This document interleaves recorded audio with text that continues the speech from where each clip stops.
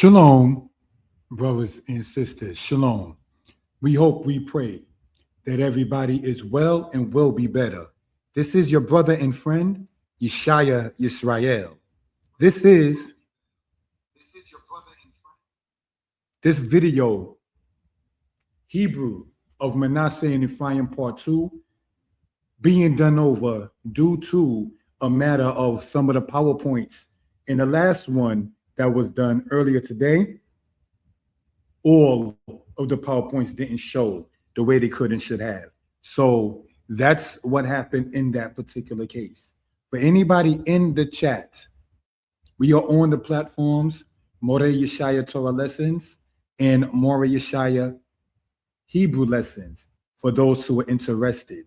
We are going to go over some slides and screenshots of welcome, brothers and sisters. Thank you for that, family, in that particular case. Let us, if we will, pull up the PowerPoint.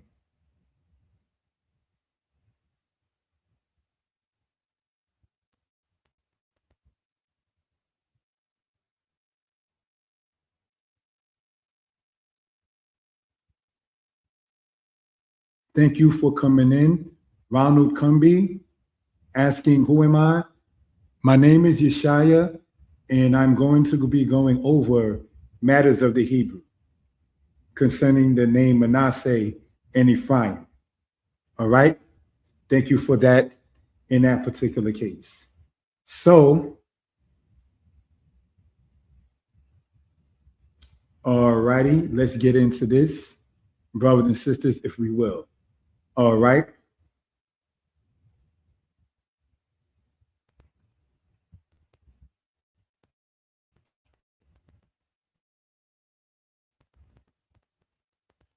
Slideshow from the beginning. Manasseh and Ephraim, part 2. Thank you for that. What we are looking at here, brothers and sisters, is the list of the Afro-Asiatic languages. And what we see, brothers and sisters, is this. Ethiopia, as we see in that particular matter right there. All right? We have Kaffa Cushitic. You also see Egyptian. And from, say, its branch, we have the Near East Semitic, brothers and sisters. And we also see Akkadian and Hebrew and Aramaic. Now, we're going to, in this, be speaking upon the matter of Aramaic. All right? So again, screenshots are welcome for those who are interested. We also care to point out, brothers and sisters, that Hebrew and Amharic are related in this particular matter. In many cases, you might find where in Hebrew you may say the syllable as sh, might be transliterated to other languages simply as sa or the s. Whereas in Hebrew, there is a s syllable and there is an sh syllable in the phonetic matters of Hebrew. Another thing, brothers and sisters, we care to bring out is that when you hear people say Semitic as opposed to Shemitic, serves as what we was speaking upon, because Greek, unless I stand corrected, does not have a sh syllable. So Sem is the Greek transliteration of the Hebrew word Shem. All right. So that's something, again, if we will, to point out for reference purposes. Let us look at this. Under the Semitic matter, which we understand to be Shemitic matter, under the Afro-Asiatic languages, we see again close up Hebrew and Aramaic falling under Akkadian. Now, Akkadian, whether you spell it as AKK or ACC, was a kingdom and empire that was started by the Cushites or the Ethiopians, brothers and sisters, in what we call the area of the said Middle East of today. At one point, brothers and sisters, Akkadian was the lingua franca, brothers and sisters, in this particular case. And we would like to sit there and show something in regard to this matter, if we will. All right. Okay. So let's continue on in this family in this particular case. All right. Was Akkadian the Lingua Franca at one point in history? So let's look at this, brothers and sisters. It goes into this. Akkadian is an extinct East Semitic language that is attested in ancient Mesopotamia, Akkad, Assyria, Eastern Lhasa, Babylonia, from the mid-3rd millennium BC until its gradual replacement in common use by Old Aramaic among Mesopotamians in the 8th century BC. All right. Akkadian was the earliest documented Semitic language. It's named after the city of Akkad, a major center of Mesopotamian civilization during the Akkadian Empire. All right. Now, it was written using cuneiform script originally used for Sumerian. So sometimes you will find where languages serve each other and helping each other. In this particular matter, regarding phonetics, one style of writing is borrowed by another. Like you might see English and Spanish are both written in the same letters, kind of matter, all right, of today. So this is something, again, we care to bring out for reference purposes. Okay, now another thing, brothers and sisters, I like to ask in this is this. What language, right? What language were the Amarna records written in? The Amarna letters are unusual Egyptological research because they are written not in the language of ancient Egypt, but in cuneiform, the writing system of ancient Mesopotamia. These letters comprising cuneiform tablets written primarily in Akkadian, So the Amarna records, which goes back to ancient Egypt itself, was written inside of a language that belongs to the Afro-Asiatic family. So what is the point in me showing this matter is that there is no way to try to totally separate the languages we see in Ethiopia, Sudan, Egypt, the Sinai, Canaan, Hebrew, Babylonia, Kassite, and so forth and so on. So now, of course, each language has its own uniqueness, but brothers and sisters, there's no way that you're going to be in those ancient days and someone not say a word that you're not going to be familiar with, even if you're unilateral, only knowing one particular language at the time. So this is something, again, that we care to bring out and point out for reference purposes. All right. Thank you for that in that particular case. All right. Let's continue on, family. So let's look.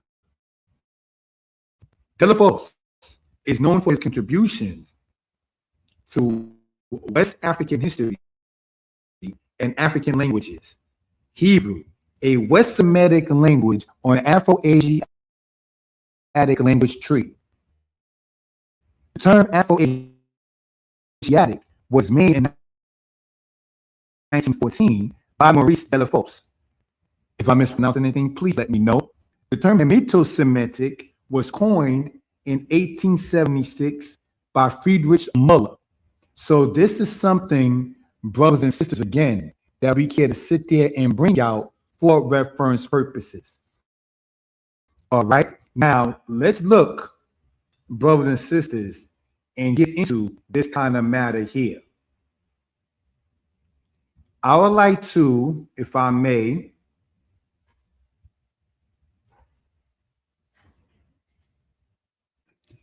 pull up the PowerPoint again, brothers and sisters, and let's start looking at this. and look at what is, quote, a new slide and see what we can ascertain in this particular case. All right.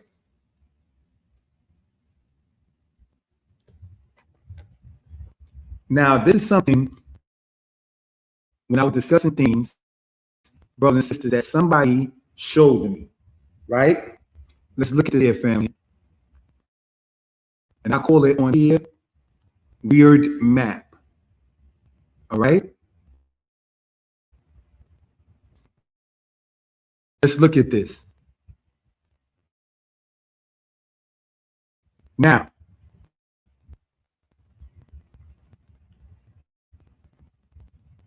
if we're looking at this here, right, this is in one's attempt to say that Egypt, which is in many cases the border starting into Africa. But biblically, we know that Ezekiel chapter 20 says about the border of Egypt, which is in the land of the Sinai. You know about what they call the wars of the prince during the timing of the middle kingdom of Egypt, because that is what the pharaohs were building to keep the Amu or the Asiatics from coming into Egypt. So going back and forth into Egypt in the ancient world, long before the Suez Canal, was something that was done commonly. All right. So this is something to point out in that particular case. So this map here, no disrespect, trash. As far as it goes to the ancient world, it's trash. All right. And the evidence will show here. Look, if we will, family, in this particular case. Right? I call this one here, pardon me, where are the lands in this particular matter?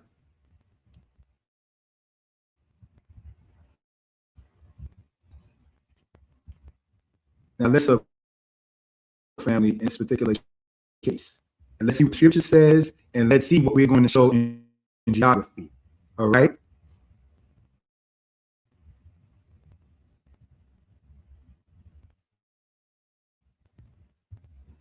Where are the lands, according to sources, that want to go down into Egypt and have not asked at my mouth to take refuge in the stronghold of Pharaoh and to take shelter in the shadow of Egypt? Therefore shall the stronghold of Pharaoh turn to the shame, and the shelter in the shadow of Egypt to your confusion. Isaiah chapter 30.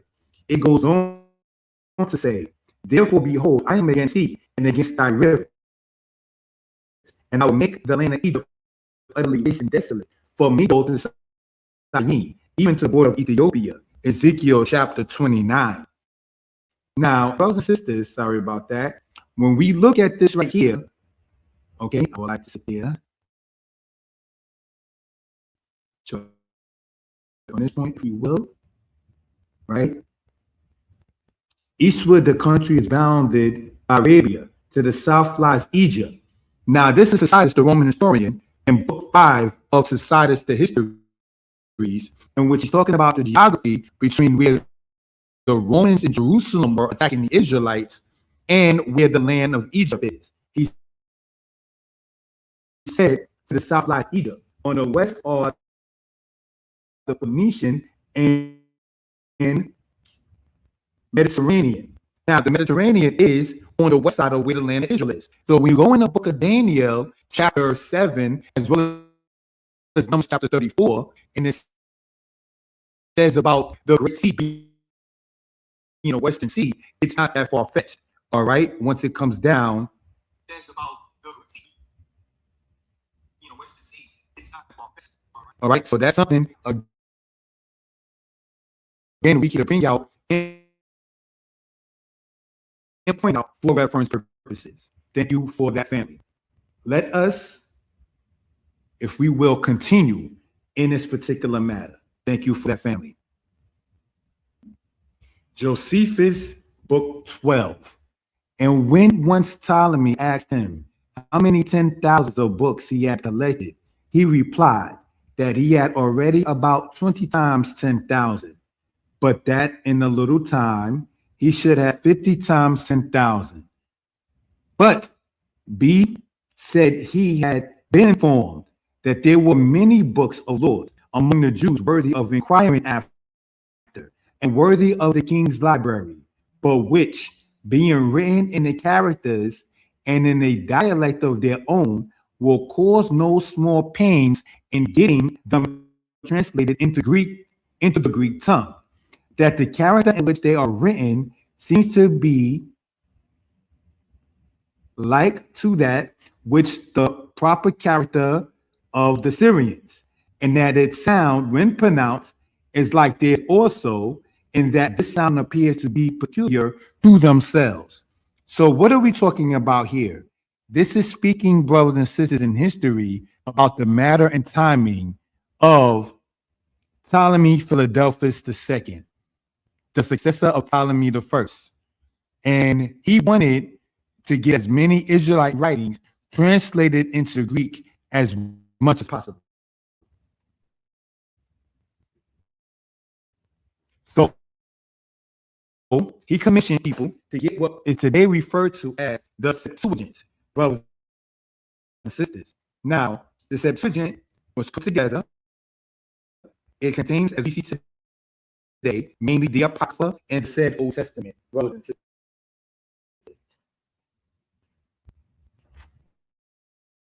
And in such, there is, correct me if I'm wrong, no way they were able to translate the Yod Hey Waw Hey or transliterate the Yod Hey Waw Hey into Greek, because he who was, he who will be, is a Hebraic understanding and truth concerning the Most High, and does not hold it said same way within Greek. So that's something, brothers and sisters, again, that we care to bring out for reference purposes.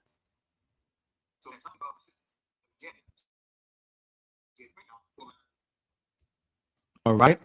So now, what we understand as a vowel to be, brothers and sisters, is a sound that is written. So now when we read about sounds within the language of the Syrians, which is Aramaic, brothers and sisters, it's not too far-fetched to know whom and what we're speaking of. We want to show, brothers and sisters, before we continue this particular matter here. All right, we spoke upon the matter of Afro-Asiatic. So let's look at this, brothers and sisters. All right, Afro-Asiatic people, and what do we see in this particular case? One of the first pictures, not to be funny, that comes up in that particular matter. So now when we start talking about Arameans in the ancient world, which whom were later called Syrians, what, brothers and sisters, can we ascertain in this particular case? All right. When we look here and we see what is referred to as the tribute bearers to ancient Egypt, who were, brothers and sisters, Syrians, aka Arameans, this is how they looked in this particular matter. One of them on the top in the front, to me, looks like braids. Everybody else, a fillet on one said, over one said afro, or a bald head with a beard. But that's what I see in that particular case. So, brothers and sisters, let us continue and get into part of the lesson regarding Manasseh and Ephraim and see what we can ascertain in this particular case. Let us look at this. We have the word here, Nasha, to forget. The word Nasha senior, to forget. We also want to say also, to forget, also mean to lend in this particular case. So when we get into the Hebrew, let us start by looking at the left, right side, right? And what do we see? Let's go to Exodus 22, verse 24, and let's see what we can ascertain in that particular matter. All right? Exodus 22, we're going to do it from the Hebrew matter, right? And what do we see in this particular case? Verse 24 reads as follows: If thou lend money to any of my people, even to the poor with thee, thou shalt not be to him as a creditor, neither shall you lay upon him interest. Now the Hebrew we see im kesef talwe et ami et he ani imka lo tiye lo kanoshe lo tishimun alayo nesek. The word we care, brothers and sisters, to point out, all right, if we will, is the word here, noshe, which is translated meaning creditor. All right? You don't take things in pledge in that kind of manner and things of that kind of so forth and so on. All right? And if you do, you don't do it, say, overnight. All right? So you don't sit there and oppress your neighbor in that manner. That's what that's talking about. So when we go back now, brothers and sisters, into this, we can go into the book of Jeremiah actually and show what we're talking about. All right, let's see what we're talking about. Jeremiah 15, verse 10, and it reads as follows. Looking at it from a Hebrew perspective. All right, Jeremiah 15, and let's see what we can ascertain in this particular case.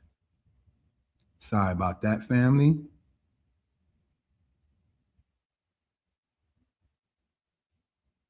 Want to pull it up this way with the Hebrew and the English. Let's look at it on this one, 15:10, right? Woe is me, my mother, that thou hast borne me a man of strife and a man of contention to the whole earth. I have neither lent on usury, nor men have lent to me on usury, yet every one of them does curse me. Now, if we were to look at this from the Hebrew, from Jeremiah chapter 15, verse 10, it says, Oili imi ki yelid tini, ish rib we ish madon, the kol haaretz, lo nashiti lo nasubi, kalo mekwal luni. So we see here, brothers and sisters, this word here. All right.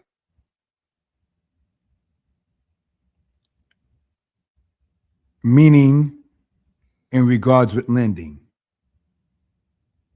Now, that is something we care to have pointed out in that manner. All right. Any questions, please feel free to put within the chat. Thank you for that, brothers and sisters. Now, when we pull the PowerPoint back up in this manner here, let's go to Jeremiah chapter 23 in looking at the English and Hebrew, and let's see what we can see in this particular case. All right. Jeremiah chapter 23.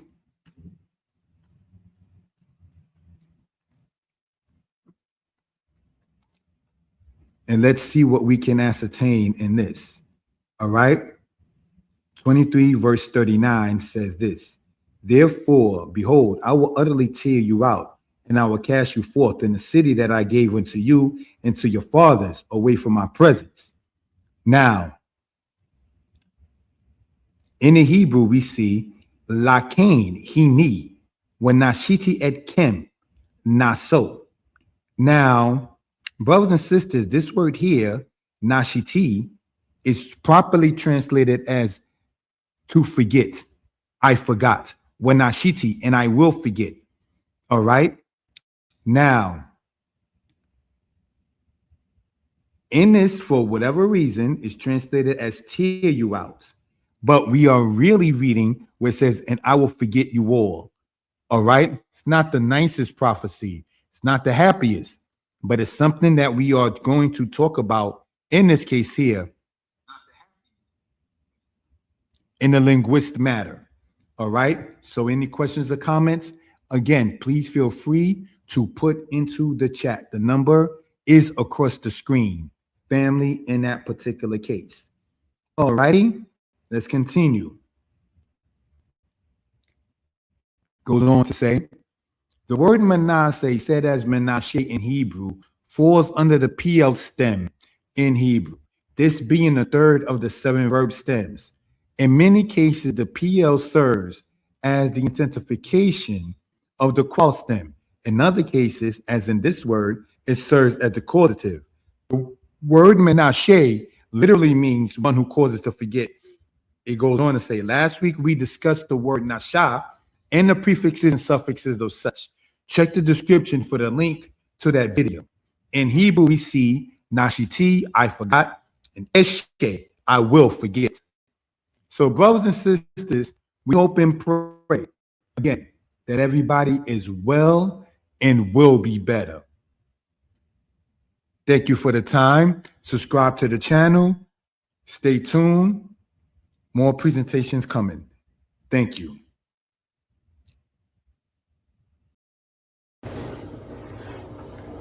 Shalom, shalom. Giving honor to the creator of heaven and earth. Want to go over this, not going to be long. Want to go over verb and noun. Let us look at this, brothers and sisters. We have the word here, hora or hore. Now, in this particular case, we're dealing with it as a verb. All right? Hore, in this case, in the Hefel stem, which in root means to teach. Okay. All right. So then we have this word here, more. The word more means teacher. So what do we see so far? The verb and then the noun with the prefix of it with the mem there. This is a male teacher. Then we have this word here, and we can say it also as hore.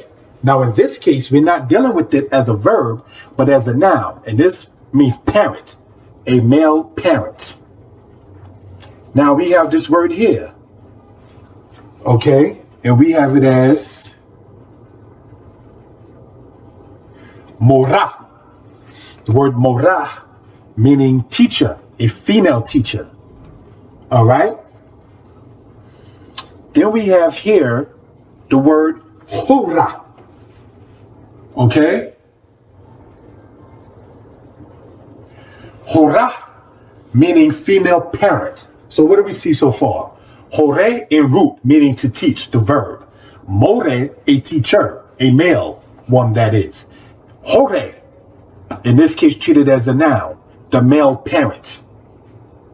Then we have morah, meaning female teacher or a teacher that's a female.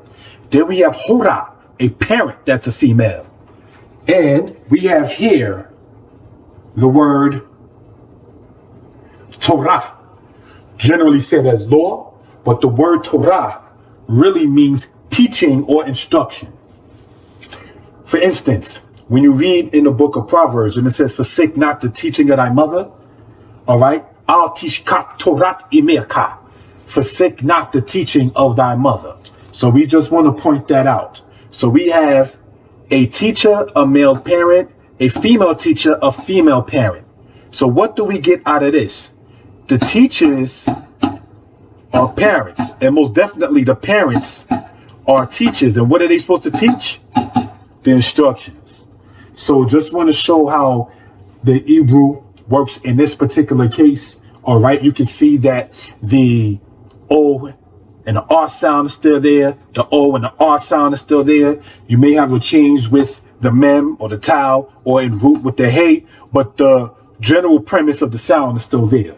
Unlike English, when teaching and instruction, those words do not sound alike. Whereas teacher and parent in English does not sound alike in root, all right, linguistically. So just want to point that out. Hebrew is easy. Get the book on Amazon. Shalom.